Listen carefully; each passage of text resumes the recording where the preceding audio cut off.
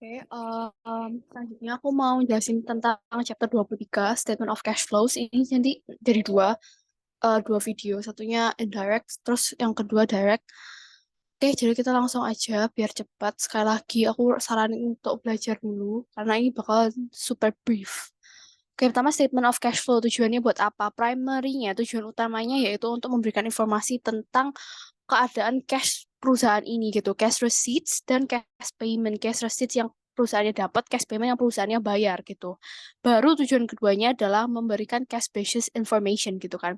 Karena kan investor juga pengen tahu nih, jangan-jangan penjualanmu kredit semua kayak gitu kan, bakalan mempengaruhi investor untuk mau invest ya, karena kan berarti kamu sebenarnya nggak cukup nih cashnya. Kalau misalnya kejadian apa-apa, kamu bisa apa ya, risikonya gede gitu loh. Kamu bisa boncos banget karena nggak punya sedia cash kayak gitu, karena cash kan aset yang paling ini ya, liquid gitu. Nah, sekarang usefulness of the statement of cash flow. Pertama, kita ingin tahu kemampuan perusahaan untuk apa ya, generate future cash flow. Ini jadi kayak dia dia lihat nih sebenarnya cash flow yang di masa depannya dia tuh oke apa enggak, atau kayak nih, atau kayak misal dia penjualannya cenderung kredit semua, kan jadi kayak perusahaannya gimana sih gitu, kamu bisa nggak sih nagih utang kayak gitulah intinya. Terus yang kedua, entity's ability to pay dividend and meet obligations. Oh ya kan, kalau sebagai investor apalagi dia kok TBK kan dia harus bayar dividen kan. Ya mestinya nggak harus sih, cuman kalau pakai dividen tuh kan berarti perusahaannya ini duitnya banyak gitu kan. Nah, dividen ini kan biasa dibayar menggunakan cash. Makanya kalau misalnya perusahaannya tuh cashnya bagus, banyak, investor suka tuh. But it's not always the case, but yeah, secara general. Terus tiga, the reason for the difference between net income and net cash flow from operating activities. Nah, ini such is not case. Company's net income itu different assetsnya itu kayak apa ya? Ya itu misalnya untungnya ya pingin tahu lah, maksudnya perusahaan itu ngapain aja, kamu invest apa aja,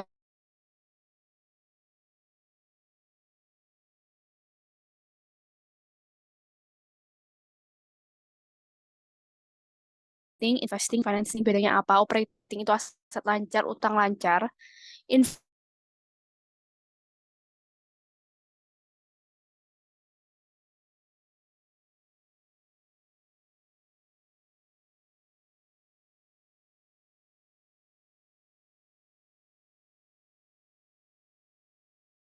Dividen. Dividen kan terkait saham, ya kan? Terkait ekuitas. Ya berarti dia financing gitu. Kita aja simple, very simple. Kalau misalnya kamu nggak tahu, you're not sure, ini akun apa, ini aset atau apa gitu. Kamu bisa dapat hintnya dari nomor akun. Nomor akunnya dia nomor akun berapa gitu. Kalau 600-an berarti kan beban ya, kalau nggak salah 600 itu berarti kan masuk ke tadi operating kayak gitu kan. Oke, ini udah intinya kayak gitu sih jujur simpelnya. Nah, terus cash and cash equivalent. Jadi maksudnya laporan arus kas sekarang ini yang dimaksud cashnya tuh cash dan cash equivalent. Cash equivalent tuh apa? Ya dia literally bukan cash kayak uang duit gitu, enggak. Cuman dia tuh short term banget, highly liquid nih ya. Maturitiesnya aja 3 bulan atau ke bawah. Sangat sangat ready untuk di convert ke cash kapanpun perusahaan mau.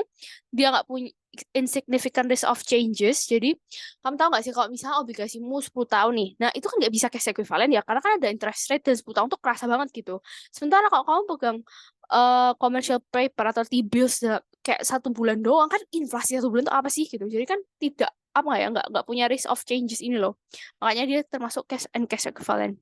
Cash equivalent itu contohnya T-bills, commercial paper, money market funds, kayak gitu-gitu yang singkat di bawah 3 bulan gitu.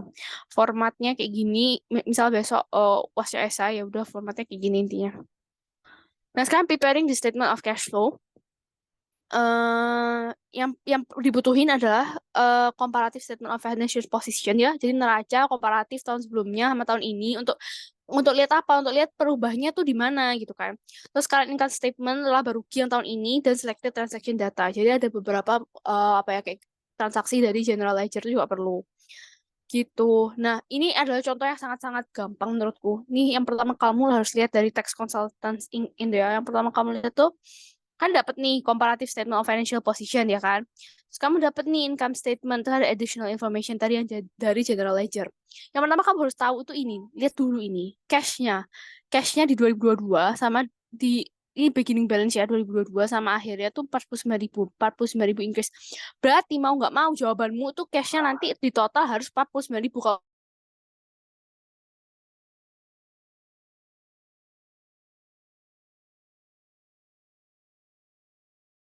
itu kan 4.000 nih 34.000. Kamu ingin tahu dalam 34.000 itu yang pertama kamu cari itu depresiasi. Ini udah termasuk depresiasi belum? Tapi di sini nggak ada informasi. Jadi eh, nih nggak ada informasi kan? Jadi kayak ya gimana ya? Berarti kamu nggak bisa berasumsi gitu. Terus kamu lihat di asetnya dia nggak ada aset tetap juga mungkin. Oh berarti dia belum depresiasi kali gitu kan? Jadi 34.000. Oke, yang pertama kamu lakuin adalah kamu bisa lihat dari comparative statement dulu. Tadi 34.000 ya. Terus kamu lihat komparatifnya. Account receivable-nya naik increase ya. Nah, ini adalah how to think very quick dia increase atau decrease your cash. Intinya kalau rumusnya kan ini kan. Aset sama dengan ekuitas plus utang, ya nggak sih? Nah, aset itu kan ada cash dan aset lainnya. Berarti cash plus aset lainnya sama dengan ekuitas plus utang gitu. Sehingga cash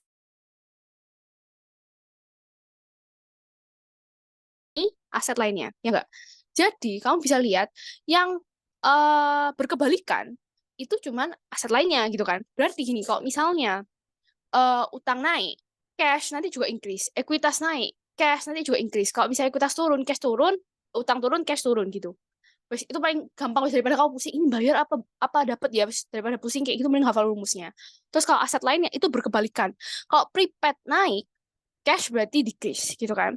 Kalau misalnya equipment naik, berarti cash decrease. Kalau misalnya equipment turun, cash naik kayak gitulah ya kan. Terus kita lihat nih account receivable. Account receivable ini apa? Aset kan. Dan dia increase berarti cashnya decrease. Ya enggak sih? Jadi nanti 34 dikurangi 3 kan min 2.000 tuh. Terus kamu lihat equity-nya naik 60.000. Ingat tadi kalau equity naik, cash naik. Berarti tadi min 2.000 plus 60.000 ini jadi 58.000 ya kan. Return earning-nya nggak masuk ya. Return earning kan nggak, kan udah ini tadi. Di net income ini nggak usah. 58 ya kita total. Terus account payable naik increase 5.000 jadi 58 plus 5 63. Terus jangan lupa di sini ada additional information nih dari general ledger. 63. Terus dia bayar dividen. Dividen bayar kan sorry. Dividen bayar kan pakai cash ya. Berarti 63 dikurangi 14. Jadinya 49 pas. Berarti udah benar. Kayak gitu doang. Very simple. Ya karena emang soalnya gampang. Sekarang indirect. Indirect itu sinonimnya adalah reconciliation method gitu. Jadi dia tuh mengarahnya dari net income dulu, terus langsung ditarik dari tadi lihat laporan-laporan gitu. Oke, mari kita coba cari. IASB itu tapi nyaraninnya pakai direct daripada indirect, guys. Mungkin kita ini kali ya. Illustration 203 ini dah. Kan panjang nih ya, panjang banget. Ya, yang pertama kamu harus tahu determine the change in cash. Kayak dilihat dulu ininya, cashnya berapa? Oh, 12.000. Berarti hasilmu 12.000. Kalau nggak 12.000, salah. Harus dikis 12.000 ini ya. Pertama, kamu lihat dari ini net income-nya 134 kan, ini 134. Terus dia langsung naik ke sini. Lihat ke comparative statement-nya. Cari yang operating activities dulu. Berarti aset lancar dulu tadi 34.000 di sini. 134, sorry. 134. Terus prepaid expenses-nya increase berarti decrease. 134 kurangi 6.000. Mungkin aku akan sambil ngitung juga. 134 dikurangi 6.000 itu 128. Terus account receivable decrease 10.000 berarti increase cashnya 10. Nah, terus habis itu accumulated depreciation. Nah, ini udah nih ya. Kan ini yang kita lihatin dulu. Account payable. Nah, terus habis itu account payable. Yang kamu lihat tuh account payable kan dia juga tadi operating kan aset lancar dan utang lancar. Account payable increase 35.000 berarti cashnya increase karena dia termasuknya utang itu kan enggak berkebalikan gitu ya. Terus jangan lupa depresiasi ini, depresiasi itu lihatnya dari accumulated depreciation-nya, selisihnya bukan bukan nah, value-nya di 2023 loh ya, tetapi yang dilihat tuh selisihnya, ya kan? Ini selisihnya ada dua nih, accumulated depreciation 11.000 plus 10.000, ini kan 21, increase. Nah, uniknya kalau misalnya ini, itu dia tuh menambah net income, kalau depresiasi, dia unik ya. Nah, sebenarnya yang kita mulai tuh expense-nya, guys. 21 berarti nih tambah. Jadi hasilnya tadi 194. Oke, ini pas 194. Oke. Sekarang kita lihat dari investing dan financing. Nah, kita lihat investing dulu. Investing itu kan berarti aset tetap. Kita lihat ya, dia ada land sama building sama equipment. Landnya increase 70.000, buildingnya 200.000, equipmentnya 68.000. Tapi tunggu dulu, mereka itu kan beli jelas ya. Mereka beli itu pakai apa? Jangan-jangan nggak pakai cash. Nah, itu bisa jadi kan. Nah, itu kan harus cek. Nah, ini ternyata land, building, equipment were acquired for cash. Berarti ditambah aja land, building, equipmentnya berapa? Berarti 70 plus 200 plus 68. Berarti 338.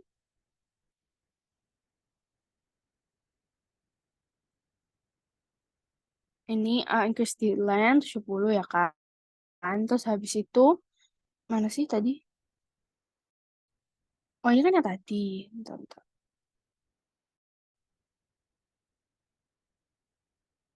Nah, ya ini 70, 268 kan 338. Berarti udah dikurangin kan 338. Terus selanjutnya adalah financing. Ya kan, selesai kan kita tadi. Nah, financing itu tadi aku bilang ekuitas dan utang jangka panjang.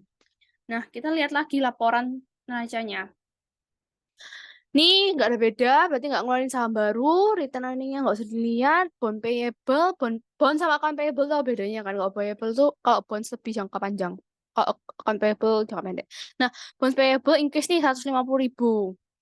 Berarti nambah 150.000. Terus jangan lupa general ledger-nya dilihat lagi. 150.000 tuh cash ya, pas 150.000. Tapi dia juga ada declared dan paid in 18.000. Berarti tadi plus 150 dikurangi 18. Atau 50 kurang 18, 132. Terus ya udah, lihat di 134. Terus dari providing operating 194 dikurangi 338 ditambah 132 hasilnya min 12 pas ya. Berarti balance. Ini ya kayak gitu. Ya jangan eh apa namanya, additional information dari general ledger tuh dilihatnya jangan dilihat duluan. Yang dilihat duluan tuh neracanya, komparatif statementnya dulu. Kayak gitu. Ini ada banyak banget soal-soal dan penjelasannya udah oke. Silakan lihat di buku. Nih. Terus jangan panik kok misalnya general ledger-nya mana ini. Ini informasi general ledger-nya panjang gini, jangan panik. Jangan sampai kedobelan juga. So make sure kalian tulis di oret-oret atau apa, atau Excel, misal buka Excel, jadi jangan sampai kedobelan juga. Yang agak tricky itu tentang deferred tax kalau nggak salah. Tapi harusnya kalau pakai metode tadi itu aset apa bukan, tuh dikurang plus itu harusnya aman.